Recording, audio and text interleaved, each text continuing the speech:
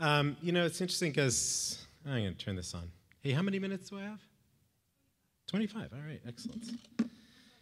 20. Just lost 5 minutes. One of the things that's interesting is when we have a lot of community partnerships I'm going to talk about in a minute. But, people often say, well, what should we do? Should we teach reading or do art? And every community partner we've ever had says you really, understands how art is going to help you teach reading and how you have to have both. And it actually drives me crazy how low on the totem pole art tends to be. Okay, I'm going to give you a little introduction to the Queen's Museum. I also have a Creative Time partnership to talk about. We're a building that was built for the 1939 World's Fair. That's us on the right with the Trianon and Perisphere. The UN General Assembly met in our building for 4 years, so the partition of Palestine happened there. Korea was divided there. UNICEF and UNESCO were born there, et cetera. It's a really amazing historical site. This is when the UN was meeting in our building. We're in the middle of what's generally considered to be the most culturally diverse place in America, in the middle of Queens, and if you see at the center of the slide, there's a red area. That's our audience. The highest part of our audience is the red, and then goes to the blue and the light blue.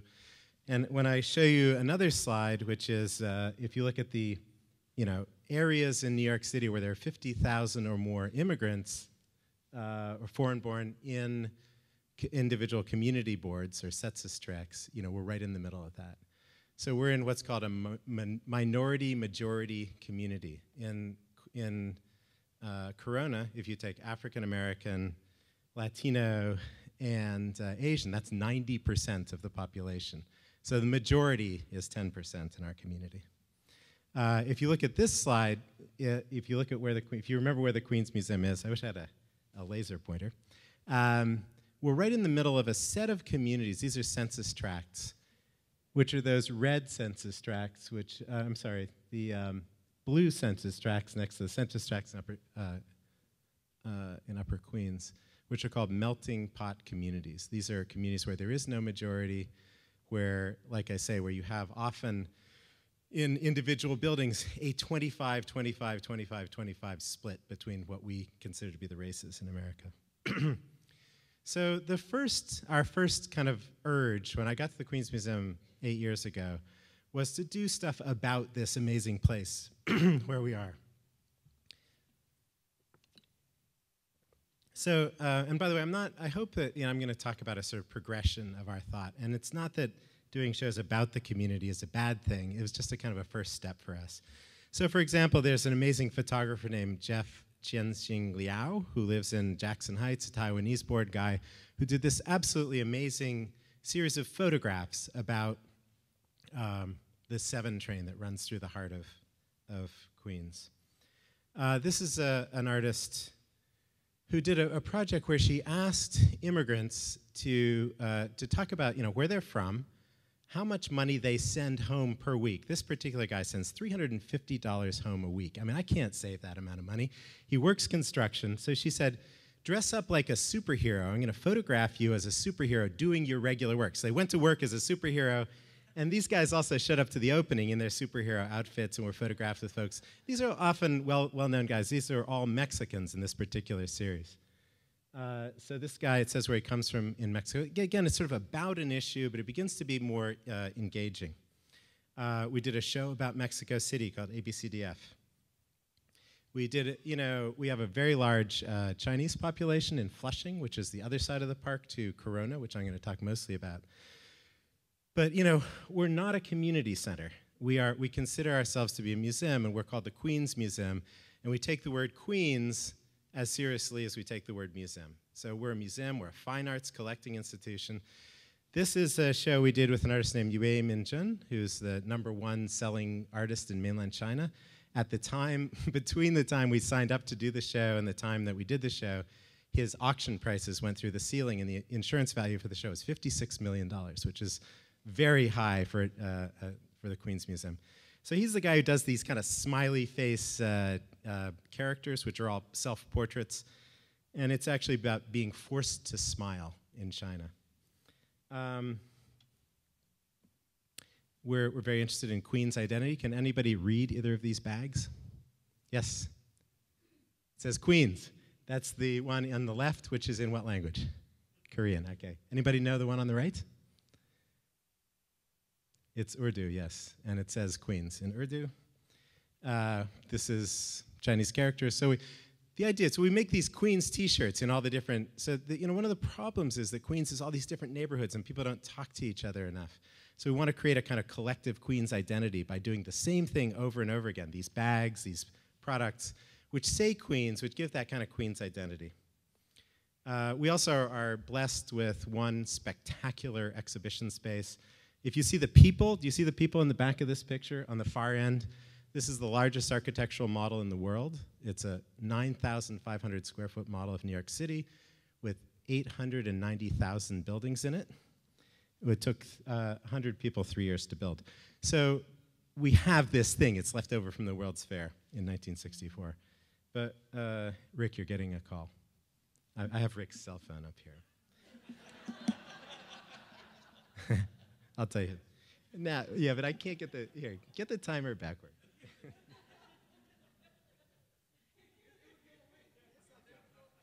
I don't know, all this technology. Okay, so what we did was we working with a group called the Center for Urban Pedagogy, and it was around the time of the housing crisis. And they said, let's map the housing crisis on the panorama. And we had a whole group of interns go out there and place a little marker on every block in New York City where there had been 3 or more foreclosures. And what you ended up with was this incredible map of tragedy, but it was also a racial map of New York City. And it was a way to say, guess what communities there are large numbers of foreclosures? It's Black and Latino communities. If you know New York City, you could look out across it. So this is a time, by the time we did this project, we had already hired a community organizer on our staff, and she was working with housing advocacy groups, and we had lots of events both at the Queens Museum for housing advocates, and we went out into the borough and taught people about foreclosure in partnership with these housing advocacy groups. The other thing I want to say is I think it's important to keep track of all the different communities that you are surrounded by. So there was this hipster artist named Ryan Humphreys who said, this is a little bit of a mecca for skateboarders and trick bikers. So he built a ramp in our galleries. This is one of the openings. You can see the guys riding through the galleries. If you look in the back of that, there's a ramp that was one of the sort of ramps you turn around and came back. When Ryan left the room for about 5 minutes, the bikers moved the ramp so that the bikers could fly up the ramp and into one of our galleries where other artists were showing. It was an absolutely insane moment, but it was a way to say, we're not just here for the residential community, where people use the park, and a lot of bikers use the park. Another thing we did was a huge drunken sort of toga party which used our park to magnificent effect. This is the calm before the storm. This is the storm. It was actually a naval battle between 4 museums and turned into something of a riot, which I barely survived. So that's sort of doing stuff, I think, kind of about the community. I think the next step was to do stuff for the community. And for example, we have now, we were, I think, one of the first museums in America to hire full-time art therapists on our staff. We believe in expertise. It's not just a matter of inviting special needs groups into the museum. It's a matter of understanding on a professional level what different communities can learn. We now have 3 art therapists and a dedicated classroom.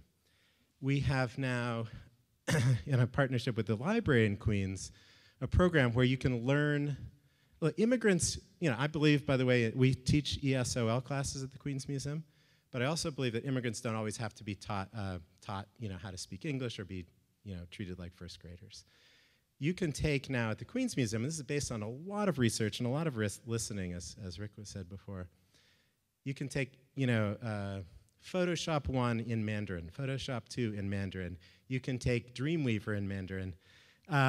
Usually when Photoshop 1 has been taught in these different languages, and by the way, we're teaching in Tibetan, Bengali, Spanish, Mandarin, Korean, English, whatever. A lot of different. This is a graduation ceremony for a Mandarin and a Spanish digital photography class. And that day, actually, Donald Rubin, who's a billionaire, happened to be in the museum and got his picture taken by some of those immigrant photographers, and gave a little tour of a show where we had borrowed some Asian art from him, which was amazing because there were actually, he was talking sort of about Tibetan art and Vietnamese art, and there were Tibetans and Vietnamese in the audience. It was a really beautiful moment for this old Jewish billionaire to be talking to these kids or people who had just come through our classes. Okay, so then the third, hey Rick, how am I doing on time? Oh, excellent, all right, good. 9 minutes. Now Rick, when he came back, he was very bitter. He thought you guys stole a minute, so you're at it again. No, yeah. Okay, so then the next phase I felt like, and this has to do with how deeply you're willing to listen, is to do stuff with the community. And when I say the community, there are millions of different communities, or in our cases, maybe at least hundreds of communities surrounding us. And it actually started, we followed artists in the community, into the community.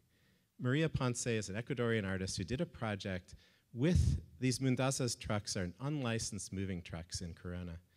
And she met some guys who were driving these trucks. They were Ecuadorians, and the idea first was just take pictures of them and take pictures of their family in Ecuador and, exchange the pictures. But they said, there was actually at that time a kind of video exchange that was going on where people would send videos back and forth, partially because of the high degree of illiteracy in the community.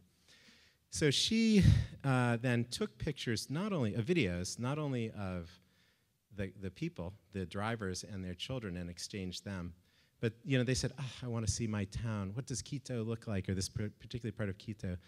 And so on Ecuadorian Day in Flushing Meadows, Corona Park, there were hundreds of thousands, maybe 200,000 Ecuadorians in the park that day.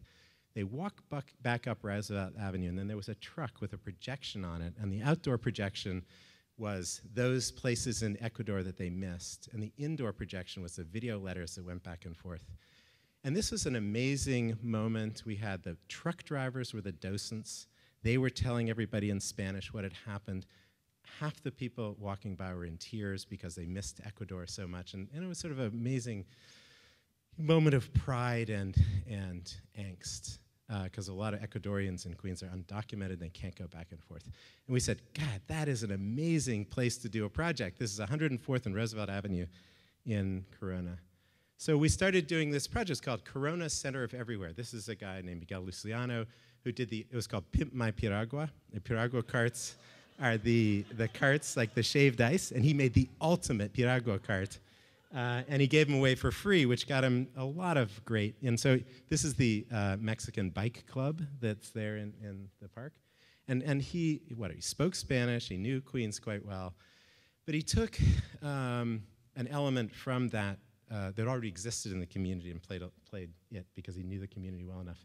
We started, though, to use that site where Maria Ponce had done her project for community festivals. And the community festivals were halfway, avant-garde contemporary art performance and half the art that's already in the community.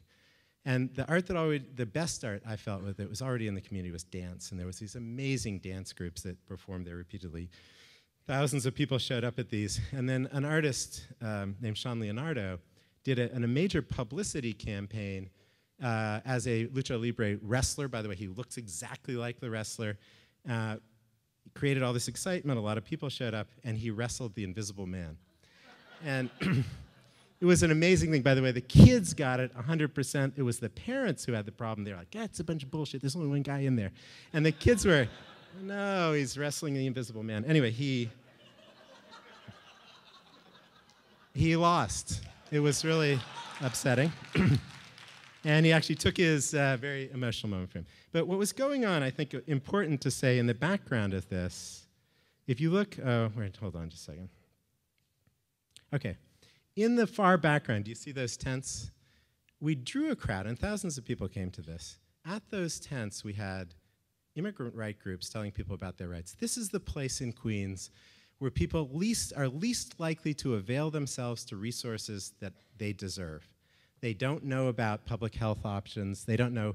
So we were having people screened for high blood pressure and diabetes in conjunction with Elmhurst Hospital. There's a very high incidence of those things, especially amongst Latin American women in that community. we had thousands of people sign up for low-cost health insurance, Metro Health Plus, which is sort of a public plan in New York City. And so it was a combination of straight out, I think, kind of really good contemporary avant-garde dance, maybe you'd call it, and a measurable social result, which is thousands of people signing up for insurance, thousands of people finding out they had high blood pressure, which people don't even know if you don't have a regular checkup. Okay, and then the last project, and then I want to talk a little bit about assessment. This is another Creative Time. It's good to have Creative Time on your side, right? So we're collaborating with Creative Time on a project that's called Immigrant Movement International, right down the street from where we worked at 104th and Roosevelt. I think this is 108th and Roosevelt in Corona. Tanya Bergera is doing a year-long project about immigration. She's moved into the community. She's living with 3 Ecuadorian families in a small apartment. She's going to live on the minimum wage for a year, although she's also teaching in Paris, I must admit. So the first event, which NATO attended last week, we brought one of our ESOL classes over, and then a whole bunch of other folks from the community participated. And it was a slogan writing workshop. And everybody was writing slogans about immigration. And it's, things like, I am today what your grandfather was yesterday in Spanish or something. These are in bilingual. And everybody was going around the table talking about the role of immigrants or the value of immigrants or whatever. It was almost 100% immigrant, although not 100%. The bag says immigrants are diplomats. And so you would make your slogan, and you'd go over to a little station, they'd print it out, and they'd iron it onto a bag, and you could take the bag with you. So it was this kind of participatory thing. This particular young woman, there's something in immigrant communities that we're quite aware of called the parentified child, which that girl probably speaks better English than her parents. And their kids are put in this position all the time of sort of representing the family to motor vehicles or whatever. It's a very interesting and sort of challenging psychological environment. Anyway, it was a beautiful picture of her. I'm not sure what she was writing. And I just wanted to mention 2 people in this slide. So we've begun to, I think, create a community through repeated partnerships and repeated this idea of working with the community. So the woman in the middle there with the microphone is named Maria Gonzalez, and she is the head of the student council for these classes. We now have a student body that has been coming enough that these are she's taken Photoshop 1, Photoshop 2, Dreamweaver, and she's presenting to the group her ideas about one of these slogans. And she's the one who came up with, I am today what your grandfather was yesterday. Anyway, there are other people to comment on in there, but it takes too long. The slogan writing workshop was followed by, do you guys know what El Sistema is? That's the Venezuelan, classical music education. So the guy who brought El Sistema to Corona, Queens, actually, it came through Alaska somehow. It's something that has these amazing international reach. But there's a bunch of kids who don't get your violin right away. You start playing on drums, and then you make a paper violin, and then you eventually graduate to doing classical. So this is again, a partnership, a community partnership. One of the things we do at the Queens Museum is open the doors and allow people in. 1 minute. Okay, I'm going to get to evaluation very quickly. All right. So there's 2 things. So how do you know you're doing a good job? And I think I really resist. Foundations are always saying you have to evaluate, you have to evaluate. On the one hand, I think it's, art is art, and at some level it's going to be some kind of poetic outcome that you can't judge. It's intangible. However, there's 2 things that we've come up with which we think are valuable. One is called collaborative action research, which in a way just has to be, it's being self-critical. Most evaluation happens after a project is finished. You bring in a specialist, the specialist says, here's what you did, and it sits on a shelf, and the people who are actually doing the project never get to evaluate themselves so, if anybody wants to hear later about collaborative action research, I can tell you about it, but it's being self-critical during the process. And the other is community network mapping. I can show you a website where we've started to do this. It is, I think, demonstrable that communities with more complicated social networks are safer, you have better healthcare outcomes, you have better education results, et cetera. So one of the things we've done is to begin to map. The way you do this is you do questionnaires in the community. What are you, a member of the Parent-Teacher Association and the church and the whatever, these different groups.